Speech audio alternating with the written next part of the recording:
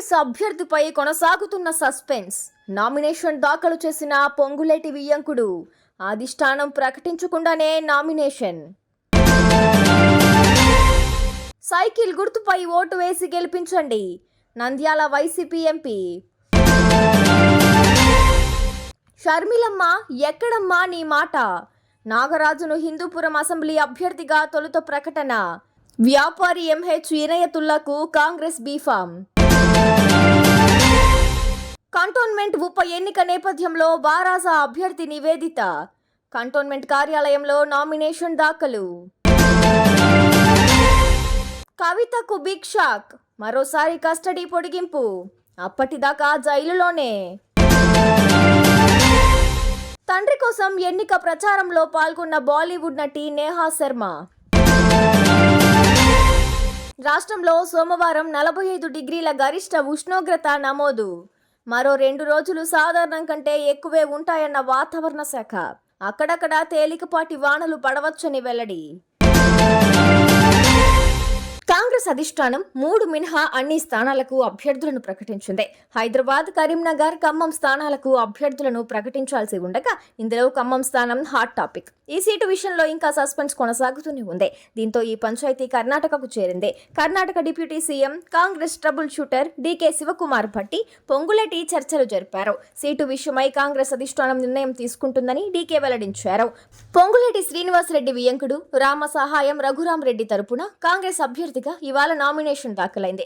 అధిష్టానం ప్రకటించకుండానే కాంగ్రెస్ అభ్యర్థిగా రఘురాం రెడ్డి తరపున 2 సీట్ల నామినేషన్ పత్రాలను ఆయన అనుచరులు నిరంజన్ రెడ్డి, బొర్రా రాజశేఖర్, నూకల నరేష్ రెడ్డి, రామ్మూర్తి నాయక్ తదితరులు నామినేషన్ దాఖలు చేశారు. డిప్యూటీ సీఎం భట్టికి చెక్ పెట్టేందుకు మంత్రి పొంగులేటి మైండ్ గేమ్ పాలిటిక్స్ చేస్తున్నట్లు వార్తలు వస్తున్నాయి. తన తమ్ముడు పొంగులేటి ప్రసాద్ రెడ్డికి టికెట్ ఇవ్వకుంటే వియ్యంకుడు రఘురాం రెడ్డికి టికెట్ ఇప్పించేందుకు నామినేషన్ వేయించినట్లు వార్తలు వస్తున్నాయి. ఈ నామినేషన్ ప్రస్తుతం రాష్ట్ర రాజకీయాల్లో చర్చనీయాంశమైంది. నంద్యాల వైసీపీ ఎంపీ అభ్యర్థి పోచా బ్రహ్మానందరెడ్డి మాట తూలారు. నంద్యాల ఎమ్మెల్యే అభ్యర్థి శిల్పా రవిచంద్ర కిషోర్ రెడ్డి నామినేషన్ కార్యక్రమంలో ఆయన పాల్గొన్నారు. శిల్పాతో పాటు తనను సైకిల్ గుర్తుపై ఓటు వేసి గెలిపించాలని కోరారు. వెంటనే సరి చేసుకుని ఫ్యాన్ గుర్తుపై ఓటు వేయాలని బ్రహ్మానందరెడ్డి విజ్ఞప్తి చేశారు. కాంగ్రెస్ పార్టీ హిందూపురం అసెంబ్లీ అభ్యర్థిగా వాల్మీకి సామాజిక వర్గానికి చెందిన నాగరాజును తొలుత ప్రకటించింది. సాక్షాత్తు ఏపీసీసీ అధ్యక్షురాలు షర్మిల సమక్షంలోనే నాగరాజును అభ్యర్థిగా ఖరారు చేశారు. అయితే ఆ తరువాత పట్టణానికి చెందిన వ్యాపారి ఎంహెచ్ ఇనయతుల్లాకు కాంగ్రెస్ బీఫామ్ ఇచ్చింది. దీంతో నాగరాజు పరిస్థితి గందరగోళంగా మారింది. తనను కాదని ఇనయతుల్లాకు బీఫామ్ ఎలా ఇస్తారని అధిష్టానాన్ని అడిగేందుకు ప్రయత్నిస్తే కాంగ్రెస్ పెద్దలు ఎవరూ సమాధానం చెప్పలేదు. షర్మిలమ్మ, నువ్వు ఇచ్చిన మాట ఏమైందని అడిగితే ఆమె కూడా పట్టించుకోలేదు. దీంతో నాగరాజు కాంగ్రెస్ పార్టీకి తన సత్తా ఏమిటో చూపించేందుకు సిద్ధమయ్యారు. ఈ నెల 24న హిందూపురం అసెంబ్లీ స్థానానికి స్వతంత్ర అభ్యర్థిగా నామినేషన్ వేసేందుకు సిద్ధమయ్యారు.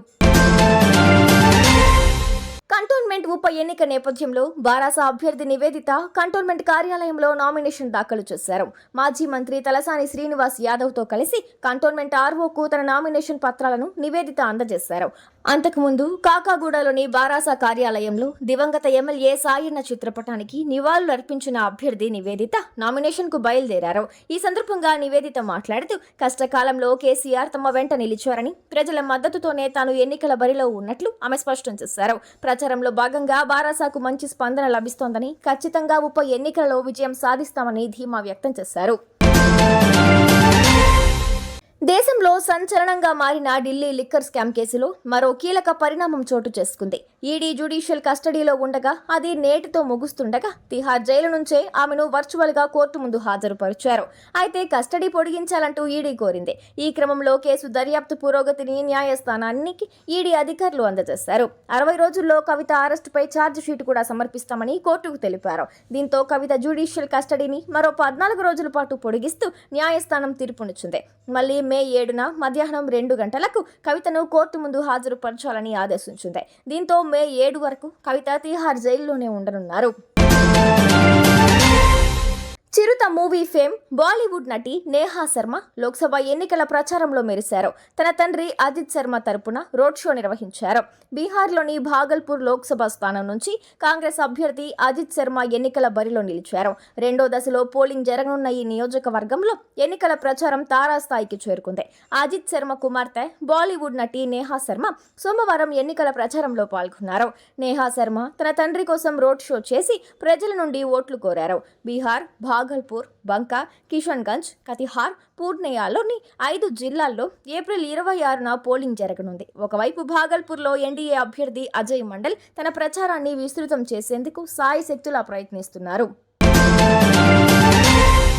రాష్ట్రంలో ఉష్ణోగ్రతలు మళ్లీ భగ్గుమంటున్నాయి. చాలా ప్రాంతాల్లో ఆకాశం మేఘావృతమై కనిపిస్తున్నా ఉష్ణోగ్రతలు ఉక్కపోత ఏమాత్రం తగ్గడం లేదు. ఉదయం 7 గంటల నుంచే వేడిగాలి వీస్తోంది. మధ్యాహ్నానికి మండిపోతున్న పరిస్థితి. సోమవారం రాష్ట్రంలో గరిష్ట ఉష్ణోగ్రత 45 డిగ్రీలు నమోదైంది. నల్గొండ జిల్లా టీక్యాత్ తండాలో 45 డిగ్రీలు నమోదవ్వగా బుగ్గబావిగూడ, ముదిగొండలో 44.9 డిగ్రీలు, ధర్మపురి, మామిళ్లగూడలలో 44.8 డిగ్రీలు, కట్టంగూరులో 44.7 డిగ్రీలు, అశ్వాపురంలో 44.5 డిగ్రీల గరిష్ట ఉష్ణోగ్రతలు నమోదయ్యాయి. మొత్తంగా సోమవారం రాష్ట్ర వ్యాప్తంగా సాధారణం కంటే 2 నుంచి 4 డిగ్రీలు అధికంగా ఉష్ణోగ్రతలు నమోదైనట్లు వాతావరణ శాఖ గణాంకాలు వెల్లడిస్తున్నాయి. ముఖ్యంగా ఖమ్మం, భద్రాచలం, ఆదిలాబాద్ జిల్లాల్లో ఎండల తీవ్రత మరింత ఎక్కువగా ఉంది.